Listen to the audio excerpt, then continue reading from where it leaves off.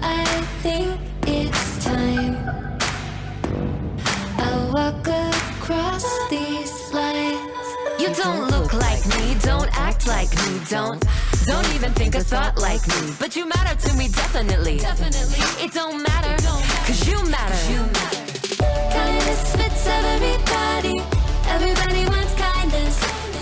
Kindness serves everybody. Everybody needs kindness. Kindness fits everybody. Everybody wants kindness. Kindness serves everybody. Everybody needs kindness.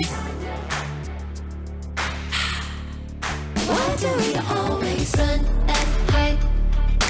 Pick our sides. Say we tried. Irrationally, we scream and shout. Get it out. We keep our doubts indefinitely.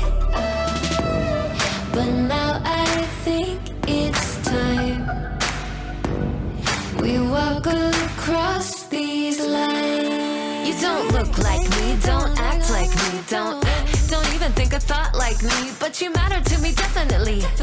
It don't matter, cause you matter. Kindness fits everybody. Everybody wants kindness. Kindness serves everybody. Everybody needs kindness. Kindness fits everybody. Everybody wants kindness. Kindness serves everybody. Everybody needs kindness.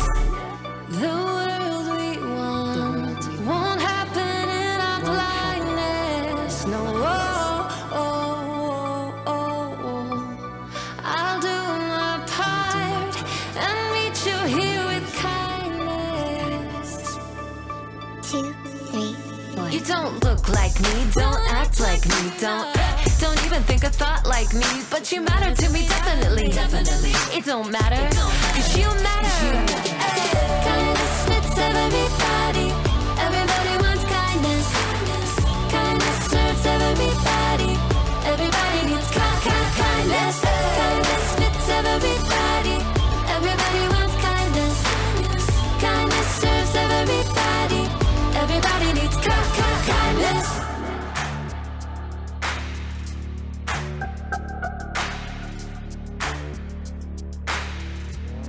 Boom, boom, boom, boom.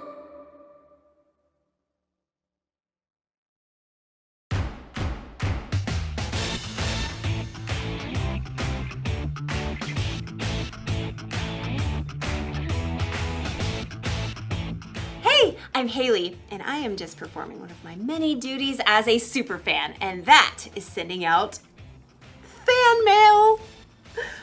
Special delivery! Ooh, see? Ta-da! Ooh, shiny. Yeah. It's important for my favorite people to know that they're my favorite people. That's part of kindness. Kindness is showing others they are valuable by how you treat them. Dear Kyle, I like your smile. You can shoot basketballs a 1/4 mile. Let someone else rebound every once in a while. Your biggest fan. But don't get me wrong. I'm not just a fan of famous athletes. I'm fans of all kinds of people. Dear Mom, you're the bomb. You're like the coolest.com. You make me want to shake a pom-pom. Your biggest fan, Haley. Dear sis.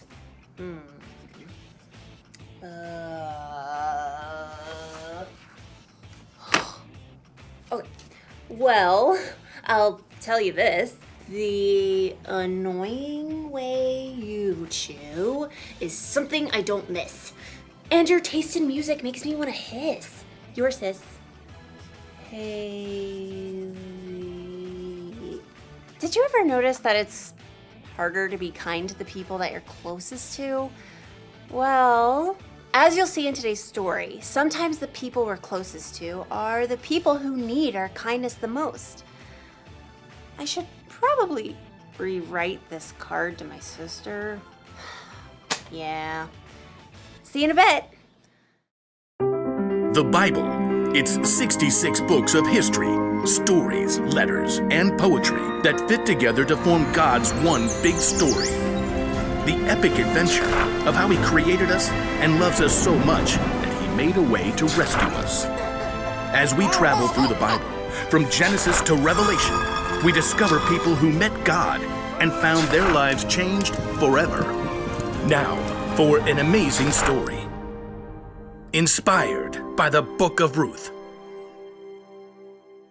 In the land of Moab, there lived a young woman named Ruth. She married a man from Judah and must have dreamed of a large family and many children. We'll name them Zeke and Hannah and... But Ruth's happily ever after ended before it began.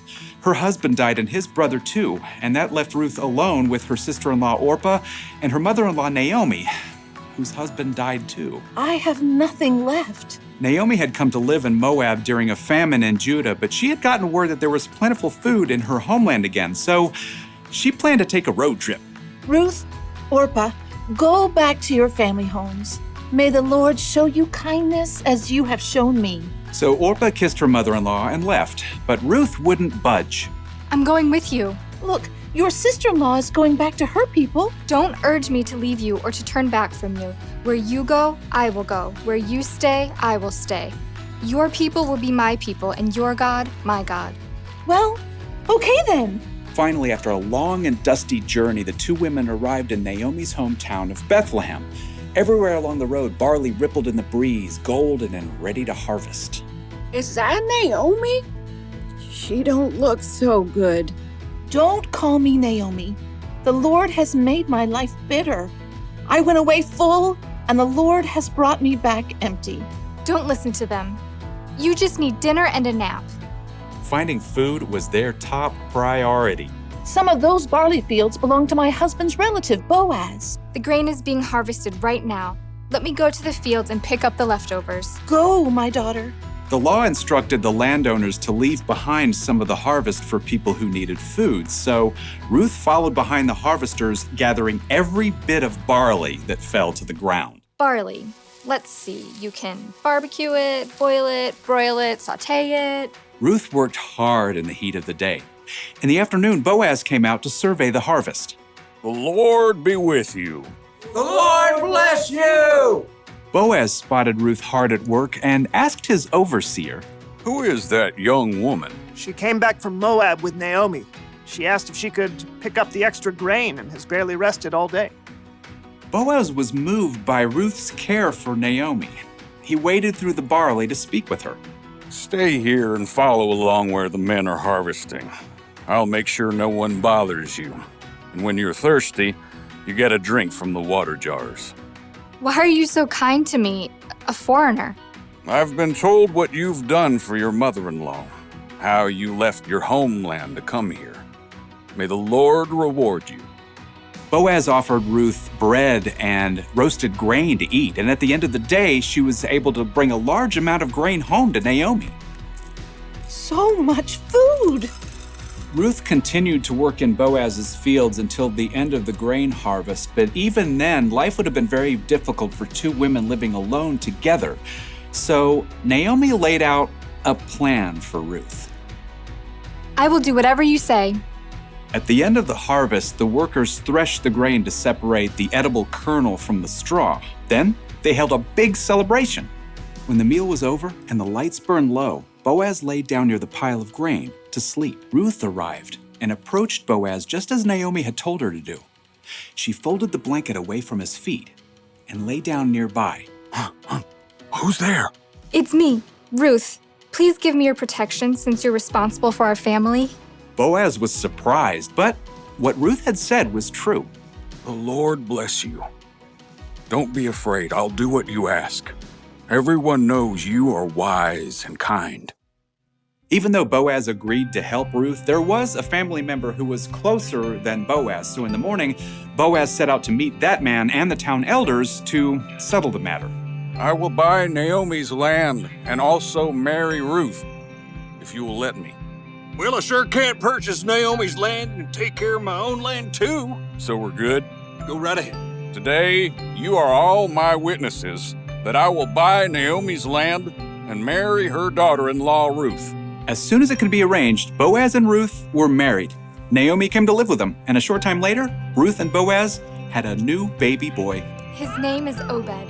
Aren't you the sweetest little thing? So through the kindness of Boaz and Ruth, Naomi had a brand new home and a brand new family too. Everyone could see the difference in her face. Praise be to the Lord. He's given you a new lease on life, Naomi. Yeah, that Ruth is better to you than 7 sons. Now, Ruth's story doesn't end there. Her son Obed had a son named Jesse, who had a son named David, King David.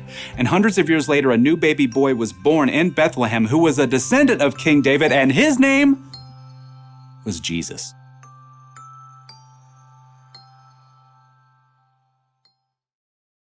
A lot of kindness was being shown in Ruth's story. Boaz was kind to Ruth, Ruth was kind to Naomi, and through them, God was kind to all of us. Did you know Ruth was the several greats later great grandmother of Jesus? Isn't that amazing? I am a huge fan of Ruth. Dear Ruth, here's the truth. I've been a big fan ever since my youth. Your biggest fan, Haley. Kindness matters, especially when it comes to the people we're closest to, like our family and friends. But the people we're closest to are the people who can also get on our nerves, right? So we're not always kind to them. Or sometimes we assume those people know how we feel about them, so we never tell them. But we shouldn't assume. We should tell people when we care about them. Or send them a letter. Special delivery to Ruth! And we should be kind to our friends and family, even when they get on our nerves, because God can use our kindness to do amazing things in their world. So here's the one thing to remember today. Be kind to your family and friends. Don't let your favorite people forget they're your favorite people. Dear sis, listen to this. If I didn't say I love you, it'd be amiss. Come on over sometime and we'll reminisce. Your sis, Haley. Yeah, there. Well, that's a much kinder card to someone who will be my sister for my entire life. Love you, sis. Yay. See you next time.